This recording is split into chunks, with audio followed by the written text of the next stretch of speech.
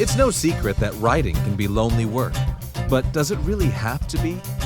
Whether you're full-time, part-time, or just starting out, you'll get insights into the tricks, tips, and production habits of writers from every level of the biz.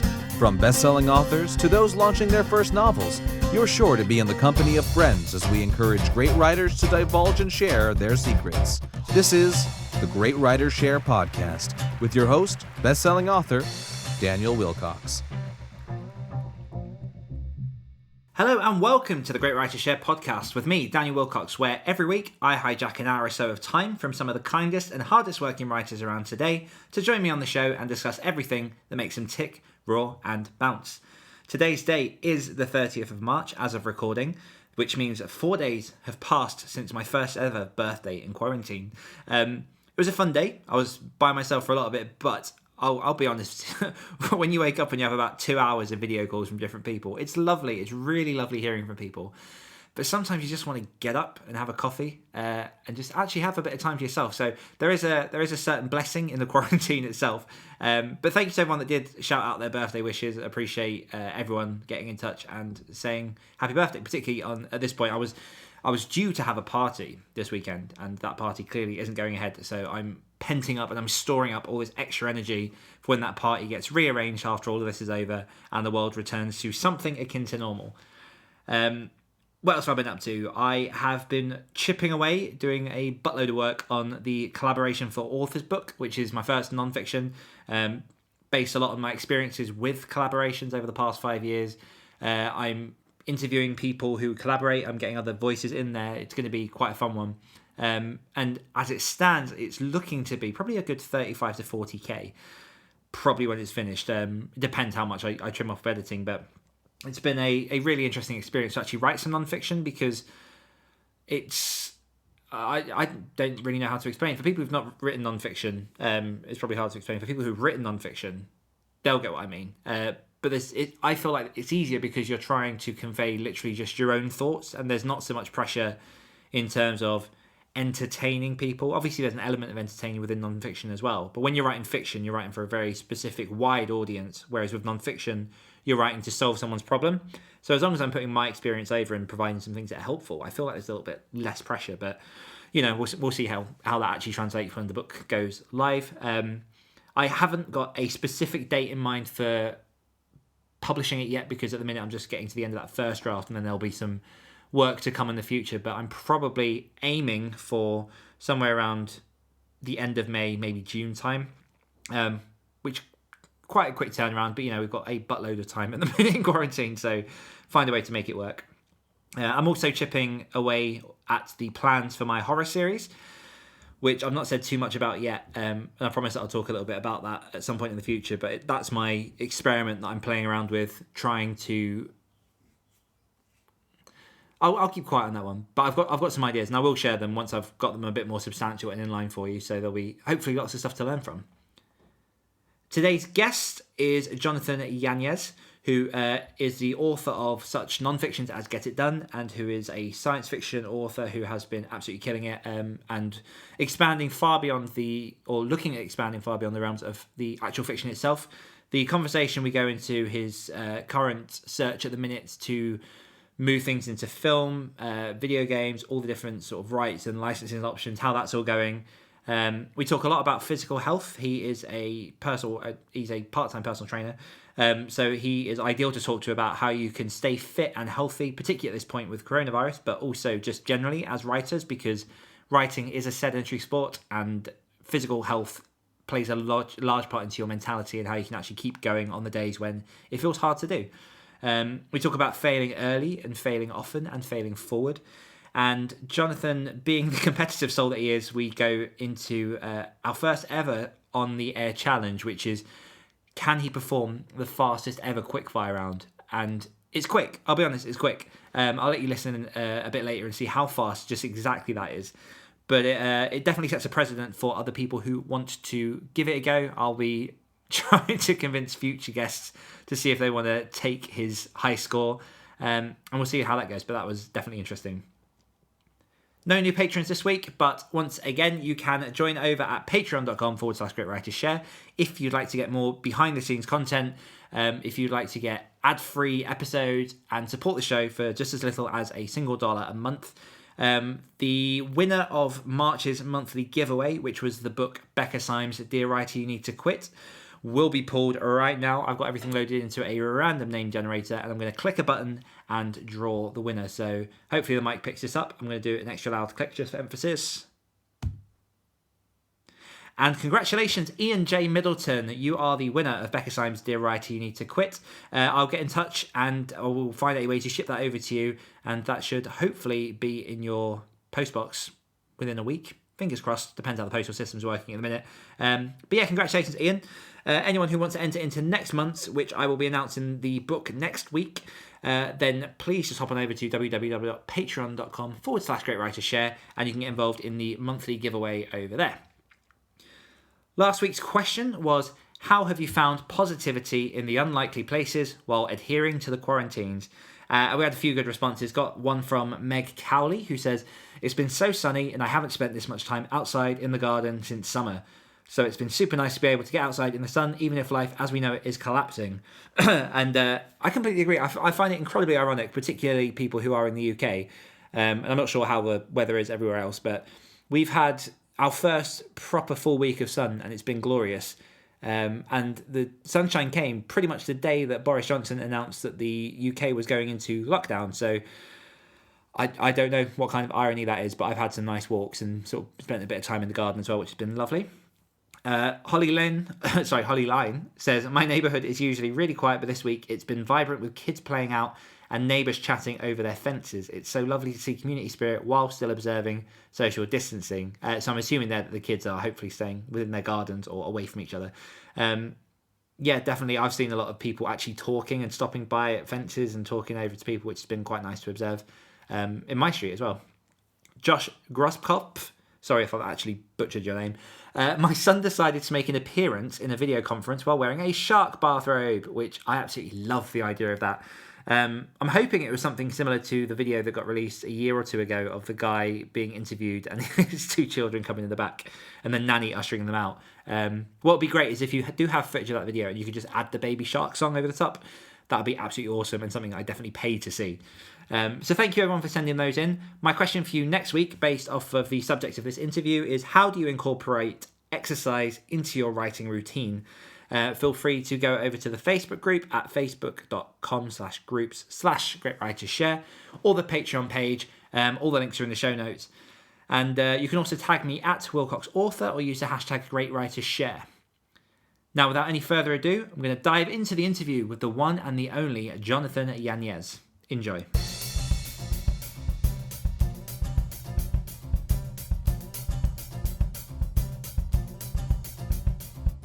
Jonathan Yanez is an author of sci-fi and fantasy fiction.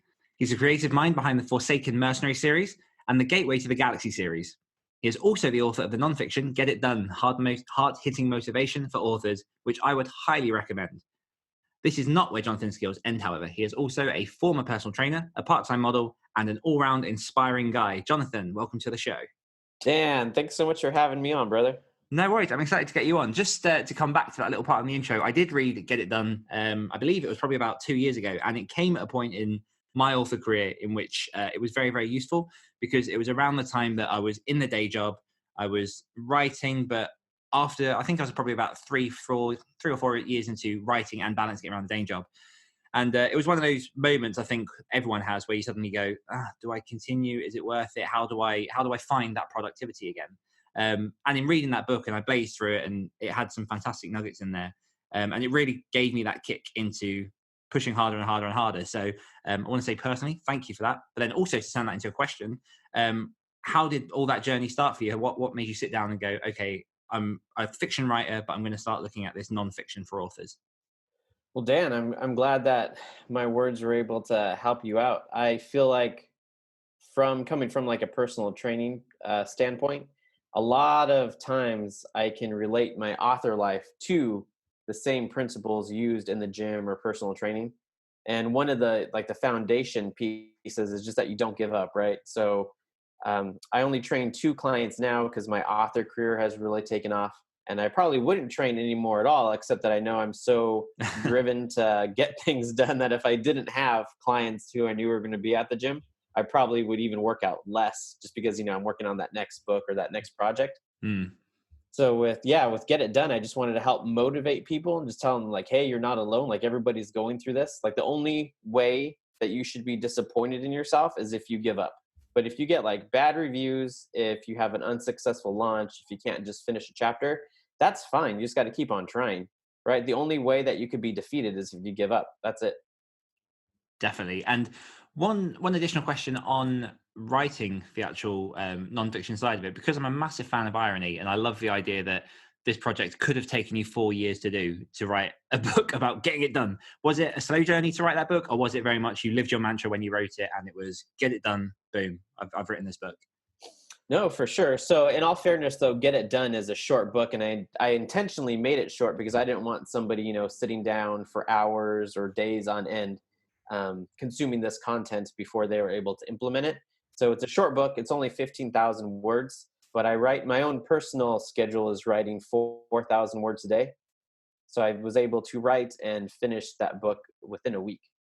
No, that's perfect. And I love what you mentioned a little bit there about the personal training side of things, because that's definitely something that I want to dig into.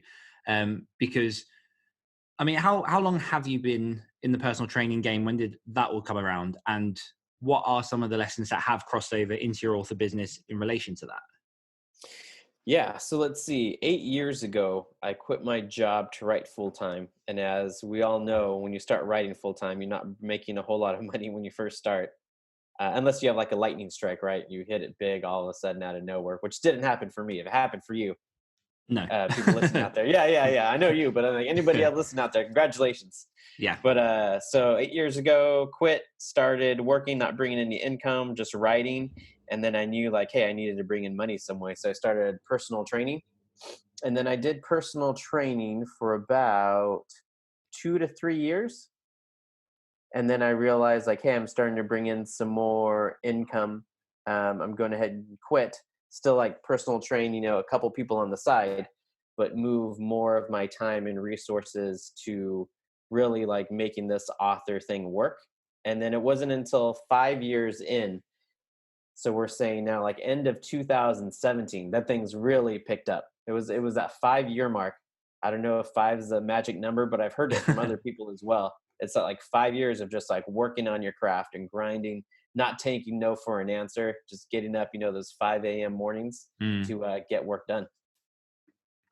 Yeah, absolutely. And the early morning thing has always been massively crucial for me. I find that my days are always better when I have that early morning. And I know not everyone is an early morning get up and doer, but I know that that's something that I've particularly taken to and forced myself to get into the habit of, because it's just, there seems to be something, I don't know, I don't want to use the word magical, but there's something mystic, I guess, about the morning and getting up and just getting straight on with the words and making sure that word count is done. I don't know if you find the same. Right. No, you took the words right out of my mouth. And Dan, this is something that you're going to understand. I was just hanging out with some people a couple weeks ago, and he was like, oh, you own your own business? And I was like, yep. So we're just talking. He's like, what time do you wake up? And I told him I wake up at 5 a.m. He's like, why would you wake up at 5 a.m. if you own your own business? You can make your own hours. That's crazy. And I'm like, I think you have it like backwards, right? You have it reversed. I have my own business because I've been waking up at 5 a.m. I find that part of it astounding, particularly people who just don't seem to understand that mentality of it's not a labor if you love what you're doing, and if you've, like you say, worked hard to get to a point where you're running your own business. It's not a labor to get up and still do the things that made you successful enough to do it full time in the first place. But there's definitely that illusion of, okay, now you've hit a certain point where you've left the day job, you're doing what you want to do full time, and now you can just stop everything. And that's something that I know I've been very conscious of ensuring that I don't do, and particularly from the start, because I was, excuse me, I was self-employed a few years back before, I don't know, it's probably about 5 or 6 years ago. And I made every mistake that you could make. So I knew going into this a second time, now that I'm full-time, that I would just continue with those habits and do the things that I know worked for me. And it's not a labor once you're actually doing the thing that you want to do. You've earned what you've got, and that's just a part of what it is. Right. And to your point too, I've know people and I've seen people who have hit a certain level of success. And then I don't know, maybe they never loved it to begin with, or something else happened, but then they just stop. And then they Mm. kind of either level out and you don't hear from them anymore, or they might even decline. So I Mm. think you're totally right. It's like that passion, like, hey, this is what I really want to do. So waking up at 5 a.m. Yes, it's going to be hard sometimes, but it is not like you hate waking up at 5 a.m. to do what you want to do. No. What does your typical day look like in terms of routine, what you try and pack into it? Does that vary on a day to day, or is it normally quite set in what you do?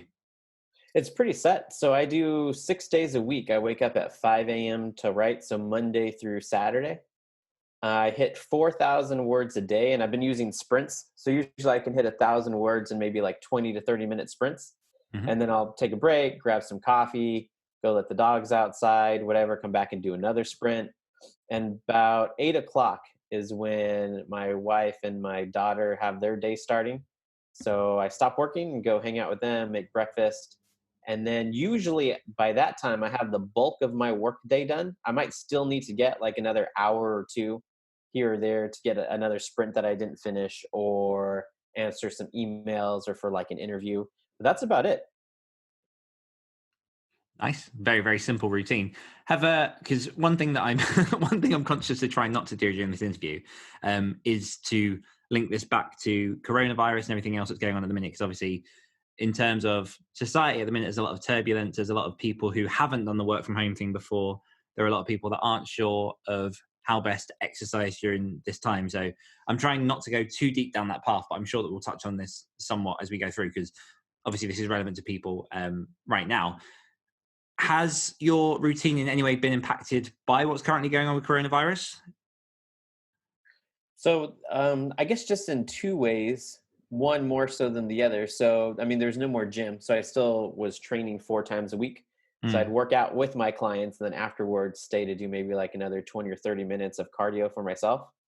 So all the gyms are shut down. So there's none of that. And then the major thing is I have a 3-year-old who, went to gym classes, and she has her Mm. swimming classes and her time to get out and, hang out with her friends and socialize. So that's been a little bit harder, but we're working ways around it, like with like FaceTime, or the gym that she went to had a live broadcast where they could like follow along with different things to do on her Oh, little mat. amazing. Yeah. So, I mean, we're working around it. Yeah. And in terms of, like you say, your routine there is sort of hitting the gym 4 times a week. How does that impact on your author life? I think you might agree with me, Dan, just talking to you this much. I feel like you and I and everybody else who's out there making this author life work, we're athletes. Mm.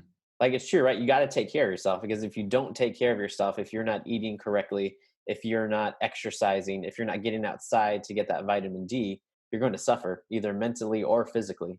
So you've really got to take care of your body. And, for everybody that might look a little bit different. If you're not able to go to the gym 4 times a week, then maybe that just means going on a walk 2 times a week. Or, if you're not able to, if it's hard for you to eat every meal healthy, maybe you eat 2 out of 3 meals healthy. Mm. Like wherever you're at, I feel like there's a good starting point. And as you, like anything, like as you work on it, as you work about taking care of yourself physically and mentally, those things start getting easier.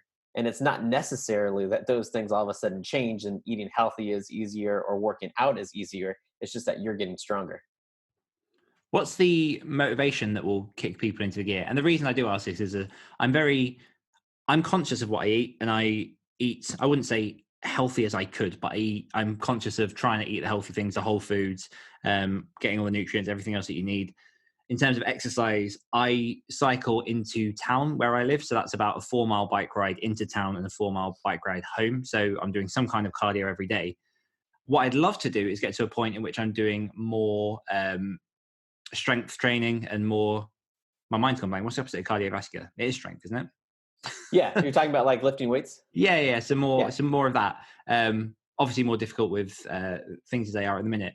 But how do you find the balance? And maybe do you have any sort of particular resources that are good for starting and getting people into the right zone? Because exercise obviously is individual for every single person, but getting people onto the right track is maybe something that could be universally accessible for people? Right. So I feel like the best way to start is starting slow, right? So if you all of a sudden try to go like on a crash diet, or in this case, working out, lifting 4 or 5 times a week, you're going to get super sore and less likely to be able to continue this new schedule that you have for yourself. So if somebody's new to the gym, like hasn't been lifting or working out, I would say just twice a week.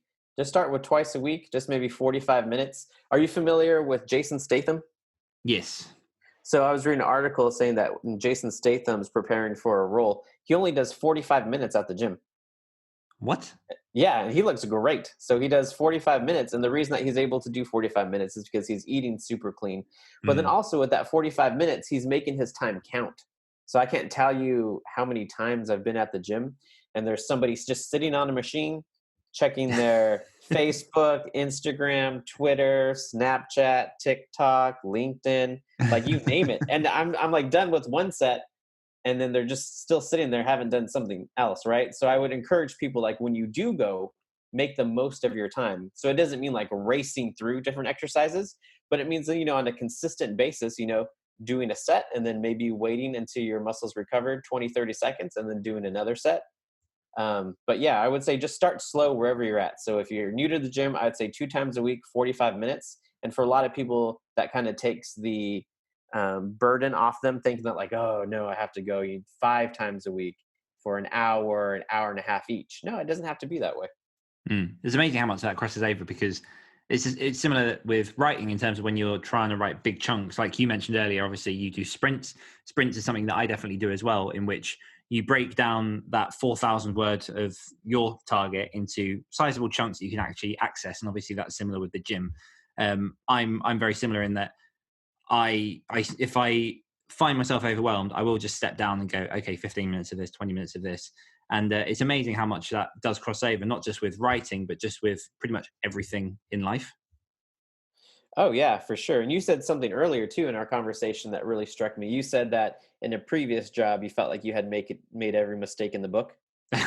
Yes. Right. So, I mean, one of my favorite sayings is fail early, fail often, fail forward.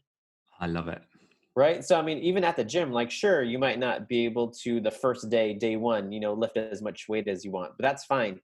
You might be sore the next day, and that's good. Like, a pain is not good, but being sore is good, because that means that you went ahead and you tore the muscles so that they can grow back stronger, tearing those muscle fibers. So if you're sore, that's a great, right? So you'll continue to get there week after week as you go and give your body time to recover, and then go again. And then, like you said, writing is the same way, right?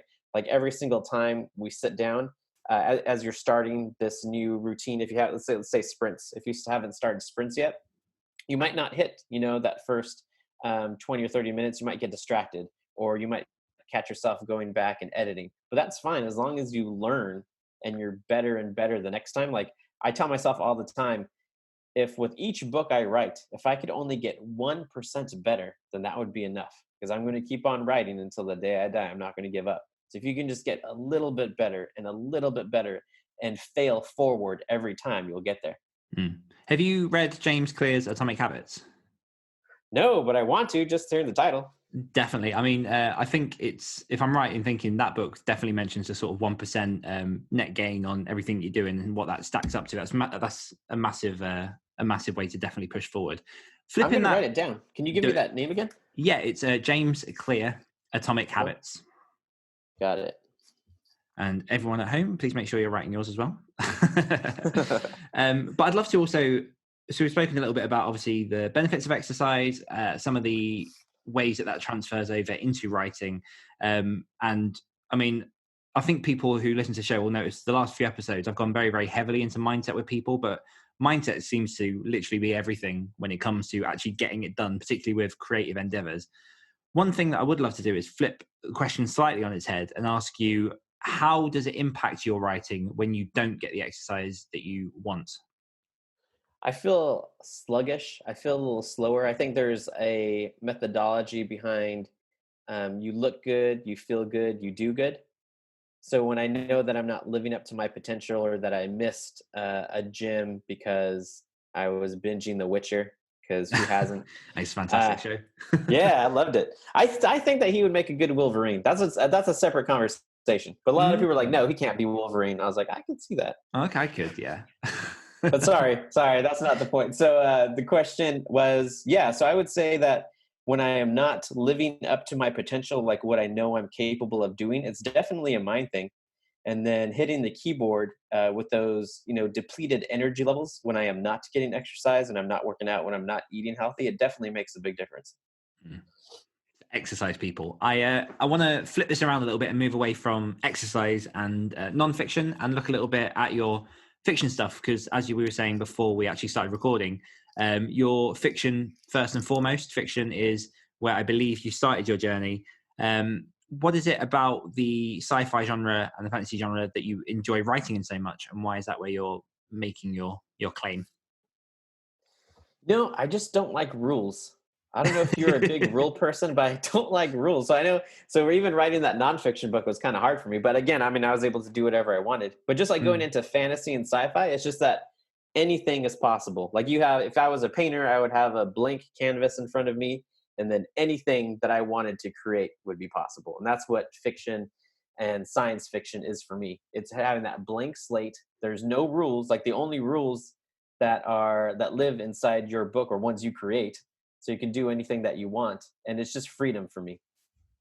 And you're 8 years into your, is that into your full-time author journey?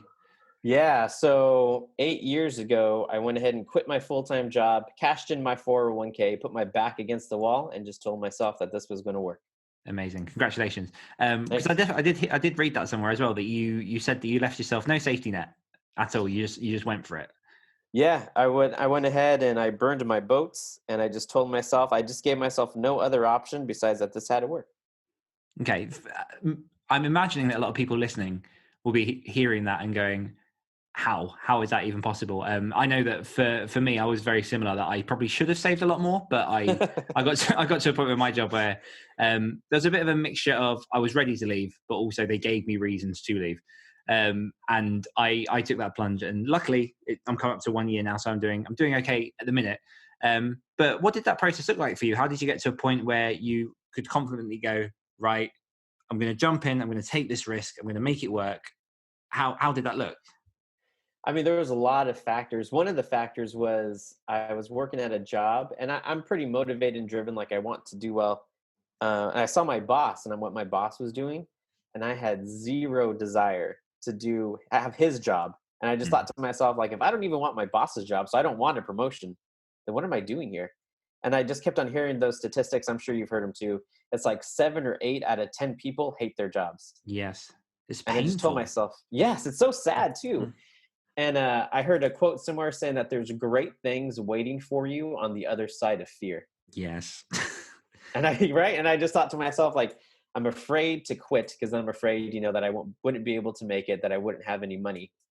But I just told myself that I couldn't live this life anymore. So I just straight up quit without telling my wife, cashed in my 401k. She knew about cashing in the 401k. She didn't know about me quitting. Yeah. So that was a fun conversation.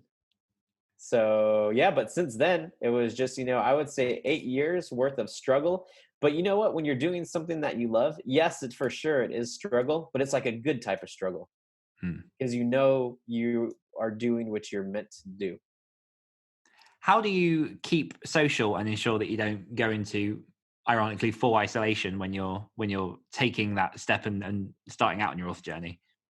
Yeah. So, I mean, for me, we talked about the gym. So, starting to write, I wrote a book and then I started the query because that's back when I was traditionally published. So I started the whole query process looking for a traditional publisher. And then I was working at the gym. So I guess the gym has always been an outlet for me, whether it's training or having friends to work out with or just making new friends at the gym. That's always been a really nice outlet to have. But I would say other than that, I still talk to a few friends that I had in college and then a few friends that I had even at the place that I worked before I quit. Okay. One question going back to the gym, which is obviously related to what you just mentioned there, and something that I've never been able to understand. How do you make friends at the gym? It doesn't make sense to me because I go to the gym, I wouldn't say regularly, I'd say fairly semi-regularly. But whenever I go, I normally go with a determination to get my shit done. I'm probably listening to a podcast or whatever. But even so, it seems very much that people have their clusters. And this might be a difference between the gym that I go to or the gym you go to. I'm not sure what the factors are. But it seems to be a very much solitary venture that it's strange to then approach someone and make a friendship, if that makes sense. So I'd love to hear how you make friends through at the gym. Yeah, so I'm going to give you all my insider secrets. Are you ready? Yes. All right. So the best way to go make a new friend at the gym is you make sure, obviously, that they're not having like either a podcast or they're not listening to anything with headphones on, right? Because that means then they're open to it. They're not just like completely shut off. And then a lot of times what you can do is you can ask somebody like to help for a spot and just, start up a conversation, whether they're spotting you doing bench press or something like that. Or even like if you catch somebody watching TVs, because at my gym, there's TVs all over the place. So whether it's like news or sports or something like that, you can see if they're reading it, they're into it. And then that gives you common ground to talk to them about whatever it is that was on the screen. Okay, useful. So take out the headphones, basically. Unplug. Yeah, unplug. Because if somebody has their headphones on, then they probably don't want to be talked to. But, if somebody does not have their headphones on, or you could just like be super creepy and just watch somebody for a while. And if you see them talking to other people, then they're sociable and they want to have a conversation. So then you can have, feel free going up and talking to them too.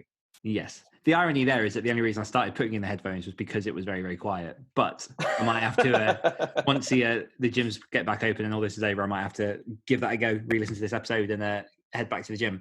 But you do come across as a very, and not even just in this conversation, other conversations that I've sort of listened to or in sort of forums where I've seen you talking to other people, you seem to be a very positive guy, very, very driven. You clearly are emphatic about self-development and making yourself as great as you can be. Where did that all start for you? What were the sort of drivers, or how did you approach self-development and making yourself better? You know what? I was actually just talking to my wife about this the other day because I haven't always been like this. I would say that there's been a big change just in my own life since I started writing. So we'll just say within the last 8 years, and then probably even a bigger one within the last like 2 or 3, as I just started realizing that we are capable of so many great things. Like if you put your mind to it, like this might sound crazy to you and crazy to everybody who's listening, but I honestly believe that there's not anything that we can't do. Like I've seen, if you gave me enough time, I could probably build a rocket ship. You know what I mean? If all I had to do is research and learn and I had enough time to do it, I could probably build one in my backyard. Like I've built a publishing company. We're going into foreign publishing. We just launched in Germany last month. We're going into film. Thanks, man. We're going into film and video games.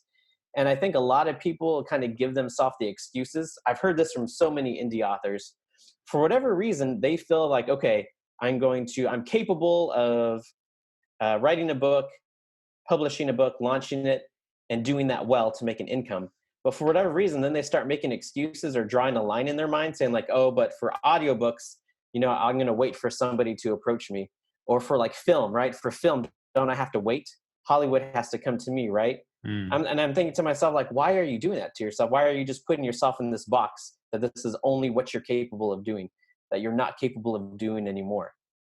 So over the last year or two, I just started saying like, hey, I'm not going to do that to myself, right? I honestly do believe that I could do anything. So now we've made huge moves in, foreign publishing already started last month, but with the video games and now moving into the film industry, just seeing just like day in and day out, I just take, one phone call or one meeting or one email, whatever it may be, to like move that ball forward, and things are happening. That's fantastic. And I totally agree with you. I'm very similar. I think there are certain things where, for example, if you're born and your height is 4 foot and that's where you're stuck, you're probably not going to be able to dunk in the NBA. But I think there are enough resources, and if, like you say, if you've got enough time just to learn anything, then you can. And I find it really, really interesting talking to certain people. I'll avoid names or connections at this point, but I was talking to someone that I'm very, very close with, who's sort of coming up to his 60s, and I was astonished that he was celebrating the fact that in a few years he'll be retiring and he can just settle down for life. And in my head I'm going, but you'll be 60, 65, you've got at least on average 20 extra years in which you can do stuff. There seems to be a lack of, I don't know if it's a lack of belief or a lack of want sometimes. And I don't know which one is worse, in my opinion, for certain people, because like you say, there is so much that you could do, but so many people impose these limitations on themselves without anyone saying that they can't do it, and prevent themselves from achieving things that they would truly love to do. I mean, I've got a lot of friends who love writing and they're good writers, but they've just not done anything about it. And it's difficult to watch sometimes, because I know that they could do it, but I can't make them do it. And that's a really weird line and to balance and tread. Yeah, I know what you mean. It's hard seeing it, right? I have somebody who I would say that I looked up to as a mentor for a large part of my life. And this was a while ago. This is maybe like 5 or more years ago. But I was having a conversation with that person. And I told that person, like, hey, I think I could do this. Like, I think that with, a driven life, that I can do it all. I can do everything I want. And that person told me that that's a naive way of thinking, that you can't do it all. And I just kind of looked at that person's life, and just kind of like what we were saying before, right? They hit a certain level of success, and then they just stopped. And then they just kind of like plateaued.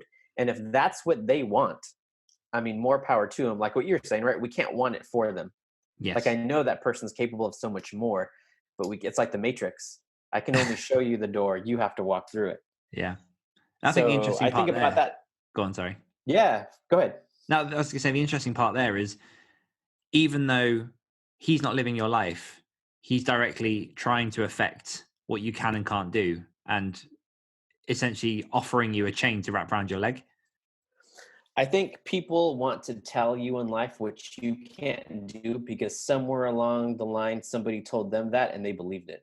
And they stopped. And then seeing you have this dream and going forward reminds them of where they stopped, and they don't like it, because they see what you're doing and they know that they're capable of more, but they also see the sacrifice. They see those 5 a.m. wake up calls. They see the 6 days a week. They see that, and they don't want to do that. So they'd rather tell you, no, you can't do that. Stop, because misery loves company. Absolutely. How much of what we're talking about here leads into the fact that a lot of your books now are self-published over traditionally published? Yeah, so I started off traditionally published, not with a big 5 publisher, just with, a mid-list publisher. Great relationship with them, nothing bad to say, but I just saw what they were doing, and I saw the percentage of the royalties they were taking. And I told myself, like, if I can, keep that percentage of royalties that they were taking, I feel like I could do the same job that they're doing, and then obviously just make more money if I keep a bigger portion of the cut. So I started, I think the first month that we started publishing, we made 30 cents. And then we've built that 30 cents into, a healthy income where I'm able to live in Southern California. My wife's able to quit her job and come home, and we both run our publishing company, living a comfortable lifestyle. What would define success for you? Do you have a ceiling, or is it very much a case of wherever the journey may take me? I feel like success is always changing for me. So I started implementing, I don't know when I started, if it was year 1. It might have been year 1, actually, 8 years ago. I don't know where I heard this, but just a disclaimer, this is not my idea. I owe this idea to somebody else. But it's every year you write down the 5 things that you want to accomplish in that year. And then you forget about it. You don't look at it every day. You don't remind yourself. You just write it down, and then you put it away. So like in the back of your mind, you know that you're what you're working towards. But at the year end, you go back and look at that list and see which things you accomplished and which things you still need to work on. So for me, that list, year 1, it was like trying to get published. It was, I wanted to be on a panel. I wanted somebody to interview me. That was like a big thing for me. I just wanted somebody to care. Having your book, right. Stuff like that meant so much in year 1, having my book in a bookstore, like stuff like that. And then over the years, that's changes. I mark those things off the list. So I guess what I'm trying to say is that over time, my goals have changed as I realize that I've accomplished most of my goals, but some goals I realized, like, hey, it doesn't even really matter. Like my book in a bookstore is one of those. Like I almost feel like that was just vanity on my part. I wasn't really sure what I wanted from that, just besides I think like, oh, it'd be really cool, if I could walk into a bookstore and see my book on the shelf. Fast forward 8 years, now I'm thinking like, hey, film, movies are right around the corner. That would be really cool. But who knows? 8 years from now, I could look back on that and be like, that wasn't that big of a deal. How do you track these goals? Do you keep them in a logbook somewhere where you can look back at them if you ever need to? Do you have a physical version of them? I think I just have, I don't think I've ever written them down. They're just in my phone in my notes. Okay. So yeah, it's not something that I look at every day. I might every once in a while, every few months, just kind of look back to be like, oh yeah, right. Like I was supposed to do that this year. Like that's my goal this year. But I almost feel like just putting that behind you and just putting your shoulders down to the grindstone and getting to work every day, day in and day out. Because routine, just like the gym, right? If you fall into a routine and just like day in and day out, you're grinding, day in and day out, you're at the gym. It's almost like the results will happen like magic almost, right? So it's not like you're like, oh, I have to have results. I have to have results. I have to have results. Just win the day. Worry about winning each day, and then the results will come. You'll love the Atomic Habits book. Yeah, I'm going to check it out for sure. Yeah, it's literally this principle. It's without massive spoilers. Most of the lessons in there are about implementing enough of a system that the goal will manage itself. Yeah, so setting the train on the track and then just making sure that the train is working, and it will get you there as long as you're making efficient use of your time and going in the right direction. Yes, 100%. So like writing the book's the same way, right? So I write 4,000 words a day. So I'm not going to worry about like, when am I going to finish the book? How am I going to finish the book? Will I finish the book? It's just like, write 4,000 words a day and you will finish the book. Just concentrate on 4,000 words a day. Oh, I love it. It's so simple. What would your advice be to new writers in 2020 compared to the advice that you might have given them back in 2012? That's a great question. So first I would say, don't give up. I would give them a full on Rocky Balboa speech. Tell them that, they're going to get knocked down. That's inevitable. But the secret sauce is that you don't stay down, because everybody gets knocked down. But how many times can you get back up? And if your answer is that you want it enough where you can keep on getting back up, that number is unlimited, then you're going to make it. That's one of the cornerstones. And then I would say the second thing is just be smart and know your research, right? So like read all the books, look up, Chris Fox, listen to your podcast, because on your podcast, there's a bunch of great stuff too. Thank you. And yeah, for sure. I was a fan of your show even before you asked me on. So I listened to a bunch of episodes. Appreciate that. No, for sure. But yeah, just like immerse yourself in the culture, right? The fastest way to learn a foreign language is to immerse yourself in the culture. So the same way, like when I was working on film, like I didn't know what a line producer was compared to a producer, compared to associate producer, executive producer. I didn't know any of that stuff. So I was just like, back to school, right? School's back in session. So I'm just like reading articles and books and YouTube videos and podcasts and just educating myself. So I think for the new author, don't give up. Hard days are going to come and you're going to get rejected and failures are going to come, but you don't give up. And then second would be like, immerse yourself in the culture. Just learn as much as you can about covers, about characters, about marketing, and then you'll make it. As long as you don't give up, you will make it.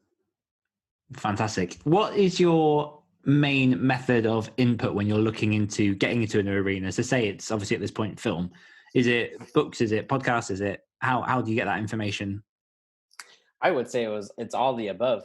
So every day it's kind of like either an email or a new contact through Instagram or Facebook that I'm making. Whether it be like a John Cena. Are you familiar with John Cena? I am. So John Cena was an option that we were talking to for the film for a while.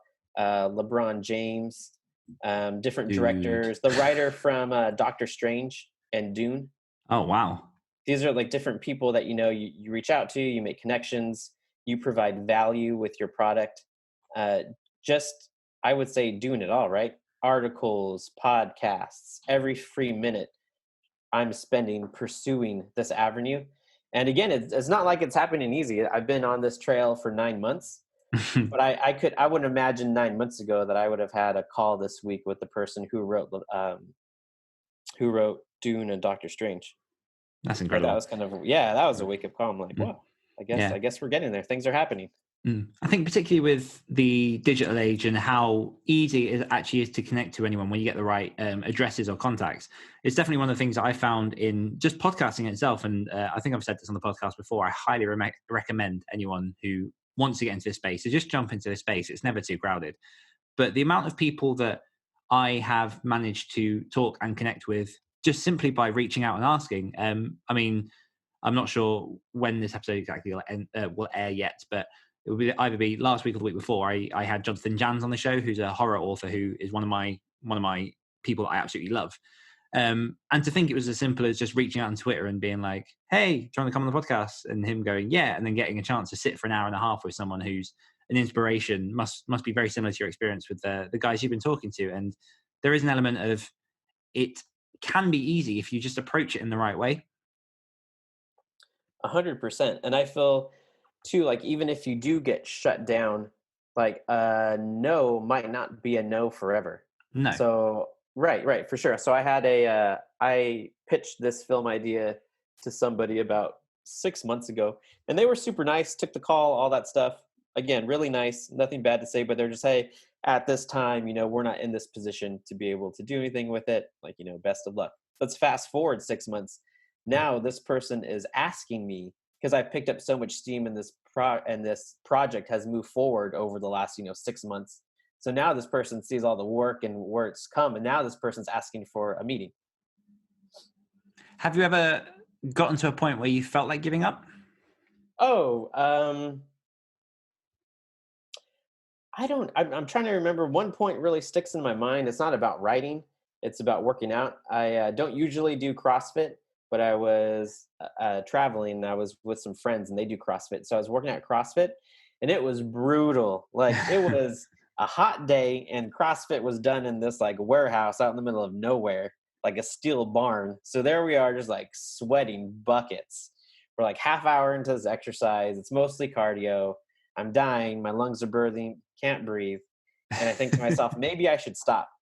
And then I told myself, like, maybe I should stop, but that's not who you are. You don't stop. That's not you. And I got back up, and I just kept on going. Did you have to build that value system as a persona to begin with? Or because I remember you mentioned earlier that you've not always particularly been this way. What was it that triggered the determination, the never backing down that you have now? I think I've always been kind of crazy. At the same time that I stopped working for that company that I really didn't want to work for anymore, I also stopped drinking. So I've been sober now for 8 years.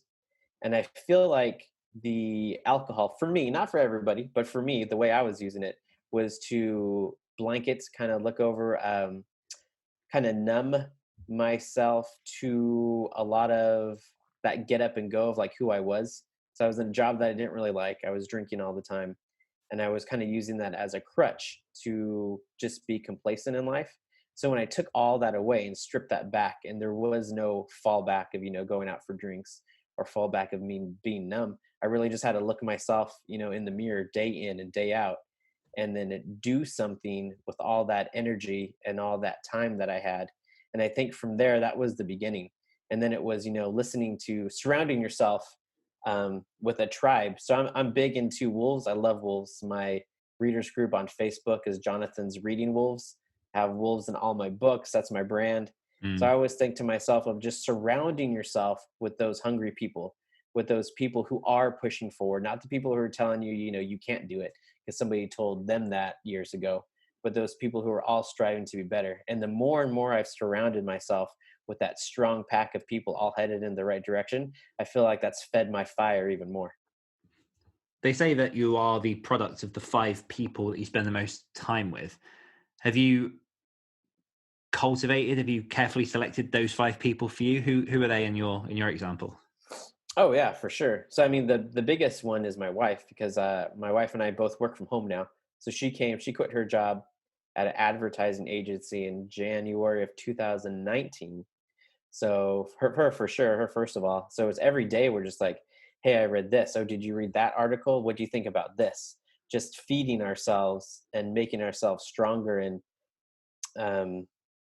just like bolstering one another to be the best version that we can be. And then other than that, I almost feel like some of my best friends are just mentors in the community who don't even know me, but who I listen to podcast every day or have consumed their own content. and other writers too. I can think of a few writers who I know who are working just as hard as I am, and they're doing some exciting things too. And they're not just, sitting down waiting for somebody to come to them with video game deals, or waiting for somebody to come to them with movie deals. Like, they're actively taking steps to make this happen. Yeah, I think that's a very key point there, that when I started looking into that, I was very conscious of, I was looking at people who are physically around me. And at the time, I was listening to a lot of the Tim Ferriss podcast, which I don't know if you've listened to, but it's a fantastic resource for listening to all those fantastic people and how they pretty much do the things that you're saying. And it wasn't until later that I was like, well, I probably spend more time with Tim Ferriss than I do some of the people that I'm considering within my wheelhouse, within my 5 people. Right. And you can actually build yourself that way, and it doesn't always have to be that physical relationship. It's what you choose to absorb yourself in at that time. Yeah, no, I totally agree. So I think it's, who you are consuming content and what you're listening to. There's a YouTube channel called Motiversity, and they have tons of motivational talks. So every once in a while, I'll wake up in the morning. If I'm not feeling it, I'll throw that in as I'm getting ready, brushing my teeth, changing, getting some water, whatever it is. And I'll just have somebody, just speaking like truth into your life. Like, yes, you can, reminding you how bad you wanted it. Why did you do this in the first place? Like, just telling you, just being that arm on your shoulder saying, come on, let's go. It's time to conquer another day. You mentioned that your wife is obviously one of your big uplifters, someone that you that boosts you up, and you complement each other very, very well. How would you recommend someone who potentially isn't in a relationship where that dynamic is set up, and is potentially a lot more negative, or maybe not negative, but maybe their partner's not so much into the self-development, into the growth mindset? How would you recommend that someone potentially navigate that to continue trying to develop themselves and get to a point where their author career takes off? Yeah. So I guess the first point is, I don't feel like you need anybody in your life to tell you that, to give you permission or to tell you that you can. Like, you have to believe it first. It has to live inside of you, that fire saying like, yes, I am going to do this, like no excuses. So that's first. But second, to your point, I do agree, it does help if your spouse or your partner is supportive of what you do. So I feel like in that case, you can, start little. Maybe it's not like telling your spouse or significant other that, hey, everything I do, I want you to pat me on the back and give me words of affirmation, help me out. But maybe there's something that you are mutually interested in.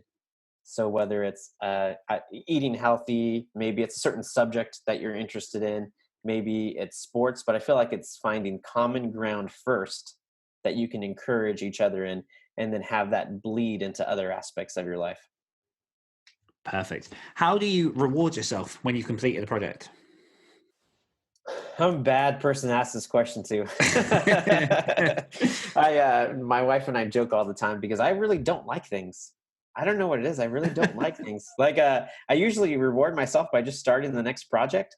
I'm the same. Every once in a while, like I think my big ask last year is I wanted a Viking drinking horn. Is that what I caught you drinking out of earlier? Yeah. So See, I have my Viking drinking horn that, I think my wife got it for me for like a Father's Day. But even then, it's like nothing crazy. I think that was like $20 or $30 maybe on Amazon.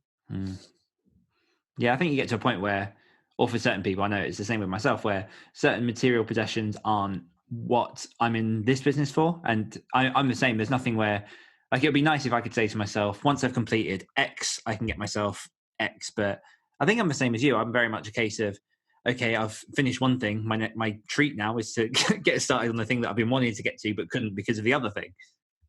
Right. And everybody's different. So I don't want to like put anybody else down who might be like, hey, they really like celebrating. I think that's good. So if, if you accomplish something, whether it's writing a book or hitting a bestseller chart or entering the foreign market, whatever it is for you, and you're one of those people who likes to celebrate, do it, because that feeds you. Everybody's different.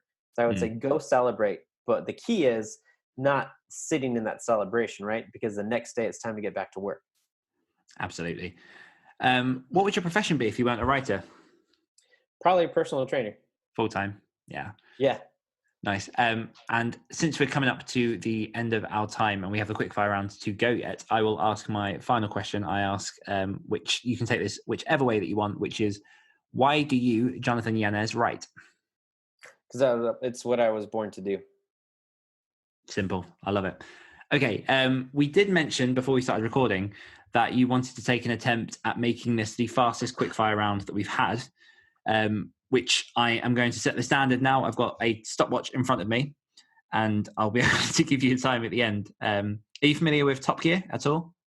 No, I mean, I've never seen it, but I understand it's some sort of show with racing cars, I think. Yeah, they have they used to have, obviously, when they were running. I don't know, I've not seen it in years, but they used to have like the fastest lap around a particular track with celebrities. So this could be my version of that. Yeah, I'm ready. I'm excited. Yep. Well, I'll throw the questions at you. By all means, pass on any that you don't want to answer. They're all relatively simple. They're all fun. Don't take them too seriously. And let's go. Okay, so I'm going to hit play and then ask the questions. And leg day or hump day? Leg day. Cheese or onion? Cheese. What's your life mantra? Never give up. Uphill or downhill? Uphill. Who was the last writer to make you smile? Dean Koontz. What's your favorite ocean? Pacific. How many hats do you own? 2. What do you drive? SUV. Who's one person you'd like to meet? The Rock. What's your greatest achievement to date? My daughter. 25 seconds. Hey, Nice. I don't know who's going to beat it than that. I was not hesitating at all. So if anybody can do more than 25 seconds, my hat's off to you. One of my 2 hats is off to you. I'm going to make a note of that time as well, just to put it on the scoreboard. I thought the question that might stump you would be the what's your life mantra, but obviously you already had that prepared and good to go because this is your whole bag. Yeah, I felt like that was one of the easier ones. Nice. One bonus question for you, which is where can my listeners find out everything about yourself and all that you're working on? So let's see. If you go to Facebook and just put in my name, Jonathan Yanez, it's Yanez. I have a Facebook page that I update regularly. Also, I have a private readers group. If it's geared towards my science fiction fantasy. So if that's something that you enjoy, it's called Jonathan Yanez's Reading Wolves. And you can join that. I'm on Amazon. And then my website is jonathan-yanez.com. Perfect. Well, thank you very much for spending this time with me, Jonathan. It's been a pleasure. Yeah, for sure. I had a great time talking to you. I didn't even really feel like I was like on a podcast or interview anything. Just felt like talking to a friend. That's what I go for. Home comfort. Yeah, for sure. All right. And thank you everyone for listening, and I will see you next week. Thanks for listening to this week's episode of the Great Writer Share podcast. Next week, I'll be joined by sci-fi and weird fantasy author and host of the Self-Publishing Spotlight podcast, Tom Ashford. Don't forget you can get early access to every episode of the Great Writer Share podcast and the chance to ask upcoming guests any of your questions just by becoming a patron of the show. All you need to do is visit www.patreon.com/greatwritershare and support the show for as little as $1 a month. One more time, that's www.patreon.com/greatwritershare. Until next time.